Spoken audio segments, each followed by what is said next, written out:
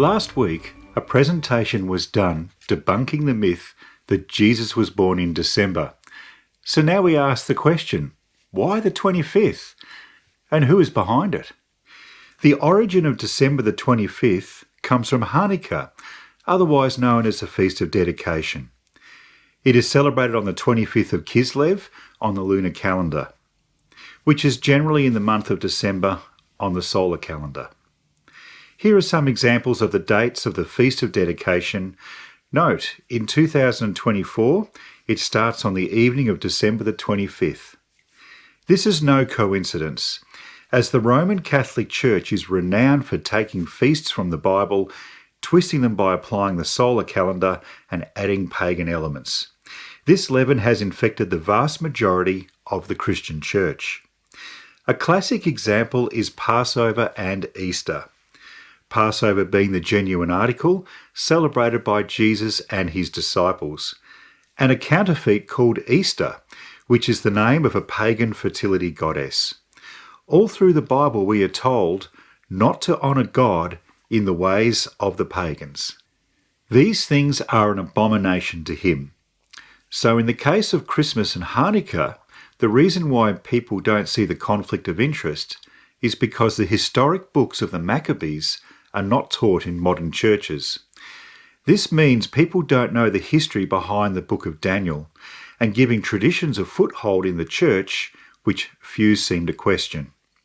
In this episode, we'll look at one individual in history from the Chanukah story, who is a type of the Antichrist.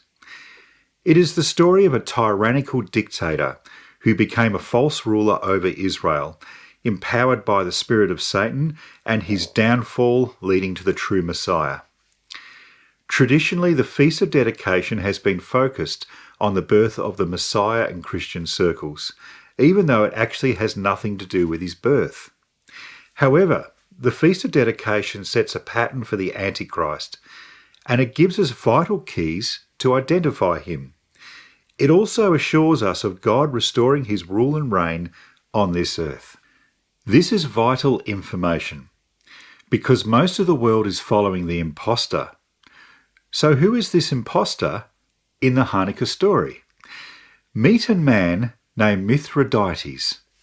His name is a play on Mithridates, which means gift of Mithras. Mithra is the god of sun worship.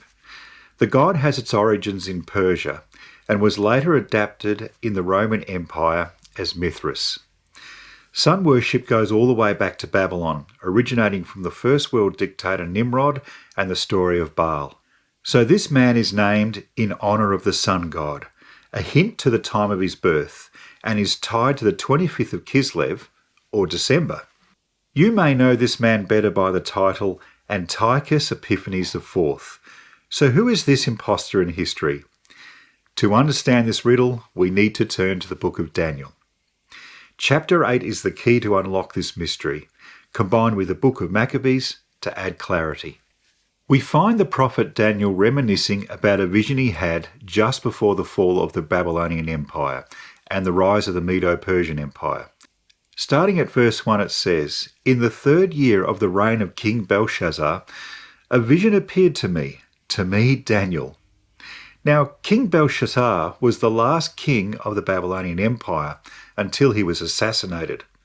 This resulted in the rise of the Medo-Persian Empire. So at the time of this vision, Daniel was still serving under Babylonian rule and is transported forward in time to the future. In Daniel chapter 8, verse 2, it says that he was in Shushan, the citadel, which is in the province of Elam. This vision was referring to the future, as the Medo-Persians were not the prominent empire at the time. To Shushan in the province of Elam, a place we call Iran today.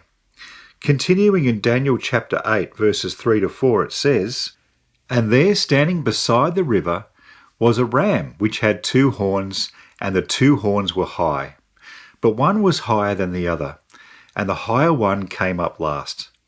I saw the ram pushing westward, northward, and southward, so that no animal could withstand him, nor was there any that could deliver from his hand. But he did according to his will and became great." So who is this ram? In Daniel chapter 8, verse 20, the angel Gabriel was sent to Daniel to make him to understand the vision. He says, "The ram which you saw having the two horns, they are the kings of Media and Persia." Horns in the Bible refer to the power of kings or kingdoms. So the two horns represent the dual components of the Medo-Persian Empire. The higher horn reveals one of the partners in this empire was more dominant than the other. Just as empires quickly rise, so is their fall. Daniel continues his discourse in verse 5 to 7. A male goat came from the west. The goat had a notable horn between his eyes. Then he came to the ram that had two horns, and ran at him with furious power. He was moved with rage against him, attacked the ram, and broke his two horns. He cast him down to the ground and trampled him. Who is this male ram? The angel Gabriel gives us the answer in verse 21. The male goat is the kingdom of Greece. The large horn that is between its eyes is the first king. This could only be one man in history, Alexander the Great. He brings the empire of the Medo-Persians to a violent end. However, Alexander the Great's rule doesn't last long, and he dies at a young age of sickness. In Daniel chapter 8, verse 8, it says, "The male goat grew very great, but the large horn was broken, and in place of it 4 notable ones came up." This sets the stage for a man of intrigue to enter the stage of history. As the Greek Empire fragmented and divided amongst the Greek generals, with factions warring against each other, the biblical narrative focuses on 4 of these divisions. There was Ptolemy, the Egyptian kingdom, Cassander, the Macedonian kingdom, Seleucus, the Syrian kingdom, and Lysimachus, the kingdom of Turkey. Sandwiched in the midst of these warring factions was the nation of Israel. Out of the Seleucid Empire from Syria comes an Antichrist figure with a surprising connection to the 25th at that time of the year. In Daniel chapter 8, verses 9 to 10, it says, "Out of one of them came a little horn, which grew exceedingly great toward the south, toward the east, and toward the glorious land. And it grew up to the host of heaven, and it cast some of the host and some of the stars to the ground, and trampled them. So this king has a power behind him provided by Satan himself. No earthly king has exalted himself up to the host of heaven, casting them down to the ground with the stars. This king is evil to his core. He is a tool of Satan in opposition to the kingdom of God." In verses 11 and 12 it says, "He even exalted himself as high as the prince of the host. By him the daily sacrifices were taken away. The place of his sanctuary was cast down because of transgression. An army was given over to the horn to oppose the daily sacrifices, and he cast truth down to the ground." The angel Gabriel defines this ruler in Daniel chapter 8, verses 23 to 24. "In the latter time of their kingdom, a king shall arise, having fierce features, who understands sinister schemes. His power shall be mighty, but not by his own power. He shall destroy the mighty and also the holy people." This is Mithridates. He was the son of Antiochus the Great from the Seleucid Empire.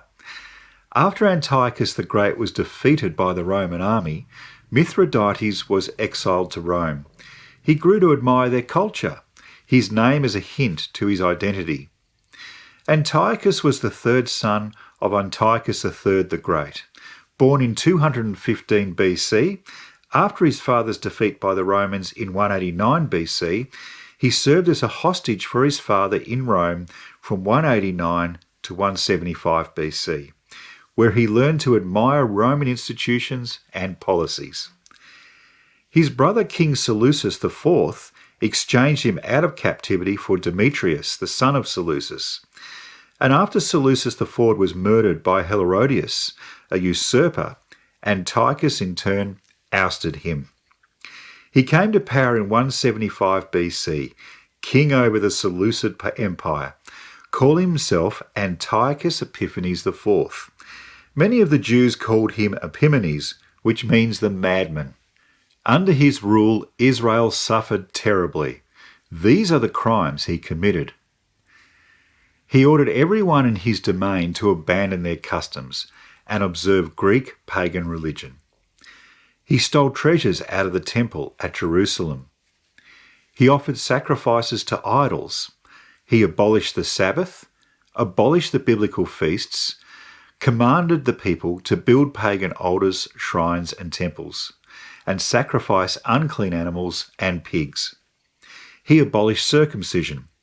He ordered people to disobey the law of Moses, and the punishment for disobedience was death. On the 15th of Kislev, he erected an idol of Zeus on the altar in the temple, often referred in Scripture as the awful horror or the abomination of desolation. Antiochus corrupted the high priesthood by installing priests through the highest bidder by bribery. He built a fortress in Jerusalem to discourage worshippers attending the temple. Then, on the 25th of Kislev, something absolutely vile happened. Now, I apologise if this offends people, but the truth must be told. Antiochus murdered the young infants who were found circumcised, murdered their mothers, and hung the dead infants around their mothers' necks. Stop and think about this. At the time of year, we have been encouraged to celebrate the birth of a son of promise, whom circumcision pointed to through the covenant of Abraham. It really had more to do with child sacrifice. Curious, given Jesus was not born on December the 25th. Yet in early paganism, child sacrifice was a part of the pagan sun worship. It doesn't stop there. All scriptures found were burnt publicly, and people found with copies of the scriptures were murdered. Then to top it all off, Antiochus sacrificed pigs on the altar in the temple in Jerusalem, knowing this action would offend God and desecrate the temple. So ask yourself this question: why is ham the centerpiece of the Christmas meal? Does this tradition really honour Jesus? I think not. It all comes from Chanukah. It actually points to the actions of an Antichrist. The Roman Catholic Church did this deliberately, in an act of defiance against God, and we have never questioned this tradition. All of this happened on the 25th of Kislev, which we have exchanged as the 25th of December on our modern solar calendar. Something is seriously wrong. Churches all around the world follow these traditions, and many others linked to sun worship, never questioning their actions, ignorant of its true origins. But there is hope. An uprising happened. A priest named Mattathias and his sons rose up and built an army to fight against Antiochus and restore the temple. One of his sons, Judas, who was called Maccabeus, translated to mean the hammer, became their leader, and after many battles defeated the armies of Antiochus. 2 years to the exact date, the 25th of Kislev, the temple was made ceremonially clean and rededicated. The Feast of Dedication, or Chanukah, was established and is celebrated to this day, on the 25th of Kislev. Although this is speculation, there is a possibility Jesus was conceived at this time, but he certainly wasn't born in December. Jesus celebrated the Feast of Dedication, as recorded in the Gospel of John, chapter 10, verse 22. But when confronted at this time with the question of, is he the Messiah, Jesus avoided it. Why? Because it was not yet his time to be established as king. Jesus knew a false Messiah must first come. History will repeat. A temple will be built in Jerusalem. A false Messiah will come. He will erect an idol in the temple and commit heinous crimes. And the whole world will follow him. You may say, that won't happen to me. But we have already been indoctrinated, taught to look from him from our childhood. Our calendar and traditions have been corrupted. Only those who read the scriptures without the filter of Western traditions can see it. Everyone else will follow along, blind to this error.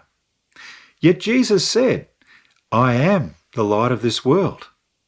Understanding Chanukah shows us the light, and we won't walk in darkness.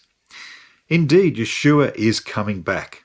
He will defeat the corrupt kingdoms of this world, rule in righteousness, and be our light. I look forward to that day, encouraged as we see the world growing darker.